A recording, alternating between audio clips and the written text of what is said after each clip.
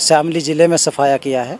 अब मुझे लगता है कि आने वाला जो लोकसभा का चुनाव है उसमें भी बहुत मजबूती के साथ राष्ट्रीय लोकदल और हमारा जो गठबंधन है वो मजबूती के साथ यहाँ पर चुनाव लड़ने का काम करेगा और जीतने का काम करेगा। और आप उम्मीद रखें कि इस बार बीजेपी नहीं आएगी। मैं ये कहता हूँ शामली ज़िले का भी रिकॉर्ड उठा के देख लें, या तो यहाँ के जो उनकी पार्टी के नेता हैं या जो यहाँ पर अधिकारी हैं वे उनको सही नहीं बता पा रहे, मुख्यमंत्री जी को सही बता नहीं पा रहे कि वहाँ क्या स्थिति है पेमेंट की। आज भी लगभग मेरे हिसाब से 4 गाम गोहांड में आपका स्वागत है। मैं अनिरुद्ध चौहान अभी शामली में हैं और शामली में आज जो राष्ट्रीय लोकदल द्वारा जयंत चौधरी द्वारा वाजिद अली जी को जो जिला अध्यक्ष बनाया गया था उसी को लेकर वाजिद अली जी का स्वागत हुआ। एलम से ये चीज़ चालू हुई और शामली राष्ट्रीय लोकदल का जो कार्यालय है वहाँ तक वाजिद अली जी आए, उनके समर्थक आए, राष्ट्रीय लोकदल के कार्यकर्ता आए, पदाधिकारी आए। शामली विधानसभा और थाना विधानसभा के विधायक अशरफ अली खान, शामली विधानसभा के विधायक प्रसन्न चौधरी जी उनको यहाँ स्वागत के लिए खड़े रहे और फूल मालाएं डालकर ज़ोरदार तरीके से उनका स्वागत किया गया। देश में किसानों की समस्या, मजदूरों की समस्या बहुत ज़्यादा है। किसानों की समस्या के लिए कोई लड़ नहीं रहा है। ऐसे में कौन किसानों की समस्या को उठाएगा, कौन उनकी आवाज़ को सरकार तक भेजने की कोशिश करेगा, इसी को लेकर हम जांच पड़ताल करते रहते हैं। तो वाजिद जी से बातचीत करेंगे। 2-3 दिन पहले भी आपने इनका इंटरव्यू हमारे चैनल पर देखा होगा कि आगे की क्या रणनीतियाँ हैं। गन्ने की पेमेंट बकाया है, बिजली का बिल बहुत ज़्यादा आ रहा है, किसान चुका नहीं पा रहे हैं, बच्चों के सामने एजुकेशन की समस्या है, अभी शादियाँ चालू हो जाएंगी, किसान वहाँ भी तंग रहेगा। तो क्या तैयारियाँ रहेंगी राष्ट्रीय लोकदल की? अब इनके पास जिम्मेदारी है, पूरे ज़िले की जिम्मेदारी है, किस तरीके से ये इस चीज़ को देखेंगे कि किसानों की जो समस्या कैसे दूर किया जाए। नमस्कार जी। जी नमस्कार। पहले तो आपको बहुत बहुत बधाई, आपका स्वागत हुआ, आपको जिला अध्यक्ष बनाया गया है राष्ट्रीय लोकदल के द्वारा। सबसे पहले तो आपको बहुत बहुत बधाई, आपको जिला अध्यक्ष बनाया गया। आज आपका स्वागत समारोह शामली में हुआ, कैसा अनुभव हो रहा है आपको? सबसे पहले तो आपका मैं शुक्रिया अदा करता हूँ, धन्यवाद आपका। और आज का ये जो समारोह था, ये जो जिम्मेदारी माननीय जयंत चौधरी जी ने मुझे सौंपी है, ज़िले की कमान जो सौंपी है, तो आज राष्ट्रीय लोकदल के सभी नेतागण, सभी कार्यकर्ता, विधायकगण, सभी लोगों ने आज मुझे अपना आशीर्वाद दिया। और मैं भरोसा दिलाता हूं कि जिस उम्मीद के साथ हमारे नेता माननीय जयंत चौधरी जी ने मुझे जिम्मेदारी सौंपी है, सबके साथ मिलकर के अपने ज़िले के जितने भी हमारे नेता हैं, कार्यकर्ता हैं, सबके साथ मिलकर के किसान और मजदूर की बात उठाने का काम करूंगा।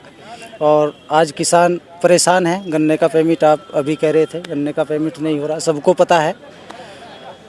लेकिन कहीं ना कहीं ये सरकार की कमजोरी है।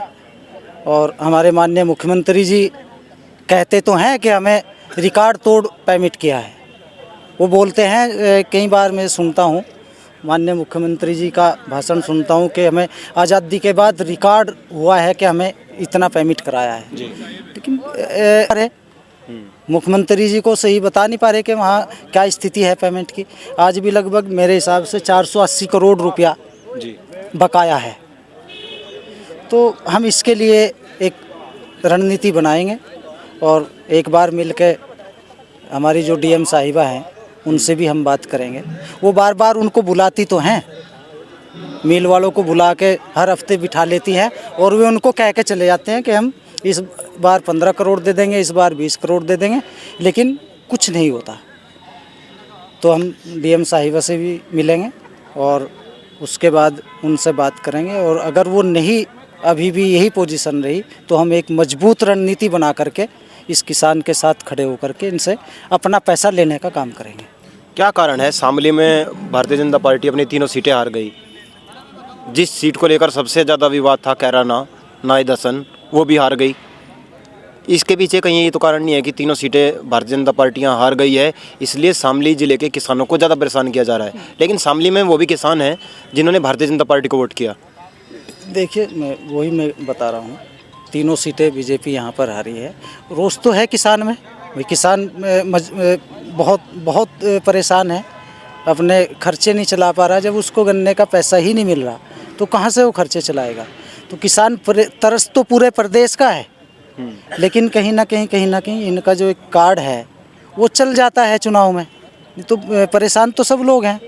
और कब तक चलेगा ये आगे कहीं ना कहीं लोग समझ रहे हैं। और जैसे क्या उम्मीद लग रही है 2024 की आपको? दोबारा मोदी जी प्रधानमंत्री अगर बनते हैं तो क्या फिर से किसानों की जिस तरीके से वादे किए गए थे वादों पर खरा नहीं उतरी है मोदी सरकार, खासकर किसानों के वादों के लिए? किसान के लिए देखो, ये तो बार बार हम लोग बार बार कहते हैं, हमारे नेता माननीय जयंत चौधरी जी बार बार इस बात को कहते हैं। किसान अपने आप को ठगा महसूस कर रहा है, किसान को ठगा जा रहा है। तो मोदी जी ने आज 8 साल हो गए हैं, जितने वादे किए एक भी बता दो कि जो वादा किया था वो पूरा किया है? कोई वादा उनका पूरा नहीं हुआ। लेकिन अब देखो आने वाले 24 में क्या होता है। उम्मीद हम तो यही करते हैं कि नहीं, इस बार किसानों की सरकार बनेगी। और किसान पिछली बार भी यही बोला गया था, 2019 में भी गठबंधन भी हुआ, फिर भी वादे आपके भी रह गए, फिर भी मोदी जी दरअसल जो किसानों के लिए काम करने वाले लोग हैं वो केवल बरसाती मेंढक की तरह बाहर आते हैं। मोदी जी को आपको पता होगा, जो लोग उनके लिए काम करते हैं 24 घंटे काम करते हैं। 1 लाख लोग ऐसे हैं उनके पास जो अनमैरिड हैं, जिन्होंने शादियाँ नहीं कराई। मोदी जी ने देश के लिए अपनी बीवी को छोड़ दिया। शायद ये तो नहीं आपको नज़र आता? कहीं ना कहीं मुझे तो यही लगता है, मैंने जहाँ तक देखा है कि अभी चुनाव आएंगे सब जाग जाएंगे, फिर सो जाएंगे, लेकिन मोदी जी लगातार अपनी रैलियाँ अपने प्रदर्शन जो भी उन्हें करने होता है करते हैं। क्या आपको ये लगी है, खामियां लगी आपको अपनी पार्टी में? कहीं ना कहीं देखो कमी थी कहीं ना कहीं, लेकिन अब हमारी पार्टी की तो वो कमी दूर हो रही है। हमारी पार्टी अब बूथ लेवल से लेकर के ऊपर तक काम करने का प्रयास करेगी और हर बूथ पर हमारा संगठन काम करेगा, जिले से लेकर के प्रदेश तक, प्रदेश से लेकर के राष्ट्रीय स्तर तक हमारा संगठन मैंने काम पढ़ा था जयंत चौधरी जी ने जब कहा था हर बूथ होगा मजबूत और हर बूथ पे यूथ, तो क्या वो आपको पोजीशन नज़र आ रही है बूथ पे यूथ? नहीं, हमें मजबूत किया है शामली में। हमें जो जयंत चौधरी जी ने, हमारे नेता ने नारा दिया था हर बूथ मजबूत, वो हमें दिखाया है करके, हमें शामली में सफाया कर दिया। हमारा हर बूथ मजबूत रहा है। अब आने वाले लोकसभा चुनाव में भी हम इसी मजबूती के साथ प्रयास करेंगे। भाजपा कह रही है कैराना जो सबसे हॉट सीट है उस पर दोबारा फिर हम ही जीतेंगे। ये ऐलान हो चुके हैं, टिकटों के लिए भी ऐलान हो चुके हैं। वो कह रहे हैं कि इनकी पार्टी में तो अभी इनको यही नहीं पता है टिकट किसकी होगी। गठबंधन वाले तो आपस में लड़के रह जाएंगे, भारतीय जनता पार्टी आगे निकल जाएगी। गठबंधन में कोई टिकट पे कोई लड़ाई नहीं है, प्रत्याशी पे कोई लड़ाई नहीं है। बीजेपी में है लड़ाई, तो कहीं कहीं कैंडिडेट हो रहे, लड़ाई तो वहाँ चल रही। और हमें तो 18 में हराए इनको, 18 में उपचुनाव हुआ तो हमारा कैंडिडेट जीता था यहाँ पे। इस बार हमारा जीतेगा 24 में। पूरी उम्मीद है आपको? पूरी उम्मीद के साथ कह रहा हूँ, हमारा प्रत्याशी यहाँ जीत करके जाएगा। अच्छा, जैसा अभी जो धरतीपुत्र जिन्हें कहा जाता है मुलायम सिंह यादव को, उन्होंने अब इस दुनिया में नहीं है, दुनिया से चले गए हैं।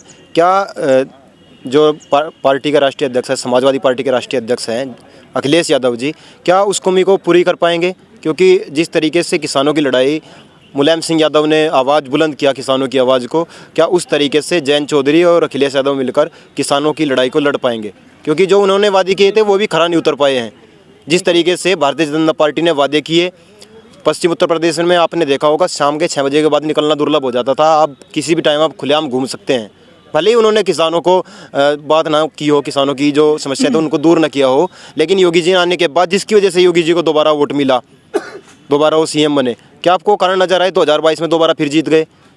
देखो माननीय मुलायम सिंह जी वो भी चौधरी चरण सिंह के ही वहीं से, उन्होंने उसी पाठशाला से उन्होंने भी राजनीति सीखी है, वहीं भी वहीं से निकल के आए थे। और चौधरी अजीत सिंह जी भी उनके सुपुत्र थे, लेकिन उस टाइम पे चौधरी साहब बाहर थे, माननीय मुलायम सिंह जी उनके साथ यहाँ पे काम करते थे चौधरी साहब के, तो उनका फ़ायदा उन्होंने मिला और उन्हीं की जो नीतियाँ थी उसी पे मुलायम सिंह जी ने काम किया, इसीलिए वे आज धरती पुत्र कहलाते हैं। और उसी नक्शे कदम पर आज माननीय अखिलेश यादव जी और माननीय जयंत चौधरी जी दोनों उन्हीं के नक्शे कदम पर चल रहे हैं। जो उनकी कमी है देखो, तो आज तक चौधरी साहब की कमी पूरी नहीं हो पाई, मुलायम सिंह जी की कमी पूरी नहीं होगी, लेकिन हमारे जो दोनों नेता हैं माननीय जयंत चौधरी और अखिलेश यादव जी, उन्हीं की नीतियों को आगे बढ़ाने का काम करेंगे। और मुझे उम्मीद है कि आने वाले टाइम में दोनों मिलकर के सेंटर में भी सरकार बनाने का काम करेंगे और जो उत्तर प्रदेश में भी सरकार बनाने का काम करेंगे। जी बहुत बहुत धन्यवाद। अभी आपने वाजिद अली जी को सुना और अभी इनको जिला अध्यक्ष बनाया गया है। शामली जिले में 3 सीटें हैं और तीनों की तीनों भारतीय जनता पार्टी हार चुकी है। शायद यही कारण है कि किसानों की जो गन्ने की पेमेंट है बकाया है उसको दूर नहीं किया जा रहा है, किसानों की समस्या को दूर नहीं किया जा रहा है। अब भविष्य में जिस तरीके की रणनीतियाँ तैयार की जा रही हैं उन रणनीतियों के अनुसार किसानों की समस्या दूर हो पाएगी या नहीं हो पाएगी, जयंत चौधरी और अखिलेश यादव मिलकर उन कमियों को पूरा कर पाएंगे नहीं कर पाएंगे, ये भी देखने वाली बात होगी।